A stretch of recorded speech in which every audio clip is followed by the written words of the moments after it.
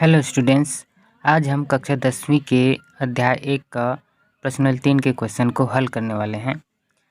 ये इस प्रकार से क्वेश्चन है कि निम्नलिखित बहुपदों के मध्य पद तोड़कर गुणनखंडन कीजिए। ठीक है, तो चलिए स्टार्ट करते हैं। यहाँ पर एक तो एग्जाम्पल दिया गया है। ठीक है, इसमें क्या करना है, इसका मध्य पद अर्थात यहाँ पर जो ये वाला पद है उसको हमें क्या करना है, तोड़ना है। ठीक है, तो उसको किस प्रकार से तोड़ेंगे, आइए चलिए देखते हैं। तो इसके लिए सबसे पहले स्टेप क्या होगा, इसमें जो एक्स स्क्वायर का गुणांक होता है, ठीक है, एक्स स्क्वायर गुणांक यहाँ पर कितना है, 14 है। ठीक है, मतलब एक्स स्क्वायर के सामने जो संख्या है उसे बोला जा रहा है, और अचर पद मतलब ये वाला ऋण 3 को बोला जा रहा है। दोनों को हम लोग जब गुणा करते हैं तो कितना आता है, यहाँ पर ऋण 42 आता है। ठीक, सबसे पहले मैं ये बता दूं, ठीक है, कि इसमें क्या होता है, जब हम लोग क्या करते हैं, एक्स स्क्वायर गुणांक और अचर पद को गुणा करते हैं, यदि हमारे पास गुणनफल ऋणात्मक में आता है तो यहाँ पर जो मध्य पद में है एक्स का गुणांक 19, वो दो संख्या रूप में तोड़ा जाता है। इस प्रकार से तोड़ा जाए कि उसमें से एक संख्या क्या होगा, धनात्मक होगा, और दूसरी संख्या क्या होगा, ऋणात्मक होगा। तभी दोनों का गुणनफल क्या आएगा, ऋणात्मक में आएगा। ठीक है, और दूसरा चीज़ ये कि यहाँ पर हम लोग जो संख्या ले रहे हैं दो ठो, एक ऋणात्मक में है, ठीक है, एक धनात्मक में है। तो कौन सी संख्या अर्थात कि छोटी संख्या या बड़ी संख्या धनात्मक की रहेगी, तो उसको यहाँ से डिसाइड करेंगे। अगर ये बीच वाला क्या है, धनात्मक में है, तो बड़ी संख्या को हम लोग धनात्मक में रखेंगे और छोटी संख्या को ऋणात्मक में रखेंगे। ठीक है, इतना समझ में आ गया। एक बार फिर से रिपीट कर देता हूँ। यदि हमारे पास इन दोनों का गुणनफल क्या आता है, ऋण में आता है, किसमें आता है, ऋण में आता है, तो 19 के स्थान में जो भी हम लोग संख्या रखते हैं वो एक ऋणात्मक होगा, दूसरा धनात्मक होगा। ठीक है, और यहाँ पर कौन सी संख्या धनात्मक होगी, यहाँ पर देखकर बताएंगे कि यहाँ पर जो मध्य पद है अगर धनात्मक है तो बड़ी संख्या को हम लोग क्या रखेंगे, धनात्मक रखेंगे। अगर यहाँ का ये ऋणात्मक होता तो बड़ी संख्या को हम लोग किस में रखते, ऋणात्मक में रखते। ठीक है, इतना समझ में आ गया। एक चीज़ और बता देते हैं, अगर मान लेते हैं कि यहाँ पर क्या होता है, इन दोनों का गुणनफल अर्थात एक्स स्क्वायर का गुणांक और अचर पद का गुणनफल धनात्मक में आ जाता है। ठीक है, तो धनात्मक में आता है तो उस समय हम लोग क्या करेंगे, जो यहाँ पर दो संख्या लिखेंगे, ठीक है, वो दोनों के दोनों क्या होगा, धनात्मक में होगा। ठीक है, या फिर दोनों के दोनों क्या होगा, ऋणात्मक में होगा।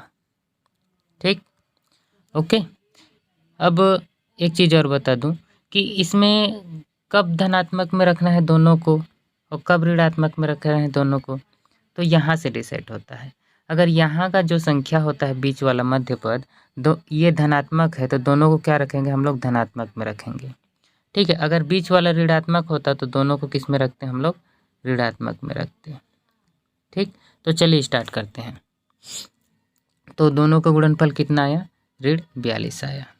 ठीक, तो यहाँ पर हम लोग कैसे संख्या को रखेंगे, एक ऋणात्मक और एक धनात्मक, और बड़ी संख्या क्या रहेगा, धनात्मक में रहेगा। ठीक है, तो ऐसी कौन सा संख्या होगा, देखो यहाँ पर हम लोग रखे हैं 21 और यहाँ पर 2। ठीक है, इसमें छोटे संख्या को हम लोग क्या रखेंगे, ऋणात्मक में रखेंगे। ठीक, ओके, क्योंकि यहाँ पर ये धनात्मक में है इसलिए बड़ी संख्या धनात्मक में रहेगा। ठीक, ओके, तो हम 19 से 100 को कुछ इस तरह से लिख सकते हैं। ठीक है, धन 21 से 100 ऋण 2 100।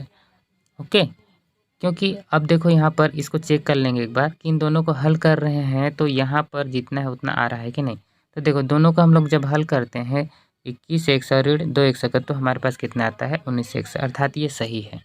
ठीक है, ओके, यहाँ पर कहने का तात्पर्य यहाँ पर इसके स्थान पर रख रहे हैं तो यहाँ पर जो रख रहे हैं वो इसी के बराबर होना चाहिए। ठीक, तो चलिए बाकी जो है यहाँ पर ये वाला पद और ये वाला पद यहाँ पर सेम टू सेम लिखा जाएगा, बस इसी को चेंज करना है, बीच वाले पद को। ठीक, अब क्या करेंगे, दो पद का हम लोग जोड़ा बनाएंगे, ये दो पद का और ये दो पद का।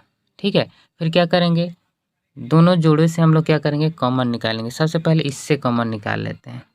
ठीक, तो यहाँ पर कॉमन क्या निकलेगा, देखिए कॉमन निकालने का मतलब है जो दोनों में है, दोनों पद में, इसमें दोनों में है, उसको बाहर निकाल देना है। जैसे कि इसमें क्या क्या कॉमन है देख लीजिए। संख्या को पहले देखते हैं, उसके बाद चर राशि को देखेंगे। तो इसमें 14 है, इसमें 21 है, तो दोनों में क्या कॉमन है, हम लोग क्या कर सकते हैं, 14 को हम लोग 2 गुणित 7 के रूप में लिख सकते हैं, ठीक है, और 21 को हम लोग 3 गुणित 7 के रूप में लिख सकते हैं। तो देखिए दोनों में कॉमन क्या है, 7। तो यहाँ से हम लोग क्या कर सकते हैं, 7 को बाहर निकाल सकते हैं, ठीक। अब एक चीज़ देखो यहाँ पर, यहाँ पर चर राशि को देखते हैं। यहाँ पर एक्स स्क्वायर है, ठीक है, एक्स स्क्वायर कहने का तात्पर्य है एक्स गुणित एक्स, और दूसरे में क्या है, यहाँ पर एक्स है, ठीक। तो यहाँ पर ये देखो, ये दोनों कॉमन निकल जाएंगे, ठीक है, हमें बचे क्या, एक्स। तो इसमें एक ठो एक्स निकाल सकते हैं, अर्थात कुल मिलाकर हमारे पास क्या निकलेगा कॉमन, 7x निकलेगा, ठीक है। तो 7x जब निकालते हैं तो यहाँ पर क्या बचेगा, यहाँ पर जो 14 था वो 7 गुणित 2 के रूप में था, तो 7 निकल गया, तो क्या बचेगा, यहाँ पर 2 बचेगा, ठीक है। तो यहाँ पर 2 को लिखा गया है, और यहाँ पर एक्स स्क्वायर है, उसमें से एक ठो एक्स निकल गया, तो यहाँ पर एक ठो एक्स भी बचेगा, अर्थात 2 एक्स बचेगा, ठीक। उसी प्रकार से इसमें देखो, ये 21 में 7 निकल गया, मतलब उसमें क्या बचा है, 3 बचा है, ठीक है, और एक्स तो निकल गया है, ओके, इसलिए यहाँ पर कितना बचेगा, 3 बचेगा, ठीक। और बीच में धन है तो धन लिखा जाएगा। अब देखो यहाँ पर क्या निकालेंगे, यहाँ पर हम लोग माइनस चिन्ह को निकाल सकते हैं, ठीक है, यहाँ पर -1 कॉमन निकालेंगे। तो -1 कॉमन निकालेंगे तो यहाँ पर जो ऋण 2x है क्या हो जाएगा, यहाँ पर धन 2x, ठीक। और यहाँ पर जो ऋण 3 है वो क्या हो जाएगा, धन 3 हो जाएगा, ठीक। कहने का तात्पर्य ये है, जब हम लोग माइनस को कॉमन निकालते हैं तो अंदर का पूरा चिन्ह चेंज हो जाता है, ठीक। दोनों के दोनों माइनस में था, दोनों क्या हो जाएगा, प्लस में हो जाएगा।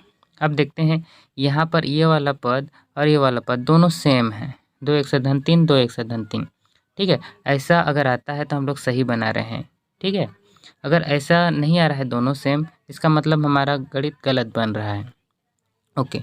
चलिए आगे बढ़ते हैं। अब देखो ये वाला पद और ये वाला पद में देखिए, यहाँ पर 2x से धन 3, 2x से धन 3 दोनों में है, तो फिर से इसको क्या कर सकते हैं हम लोग, कॉमन निकालेंगे। तो इसको हम लोग कॉमन निकाल देते हैं, तो यहाँ से ये वाला निकल गया, तो यहाँ पर क्या बचेगा, 7x, ठीक। और यहाँ से ये वाला निकल गया, तो हमारे पास क्या बचेगा, ऋण 1, तो यहाँ पर ऋण 1 को लिखा गया है, ठीक है। इस प्रकार से हम लोग इस क्वेश्चन को हल करके ऐसे उसके गुणनखंड के रूप में लिख सकते हैं, ठीक है।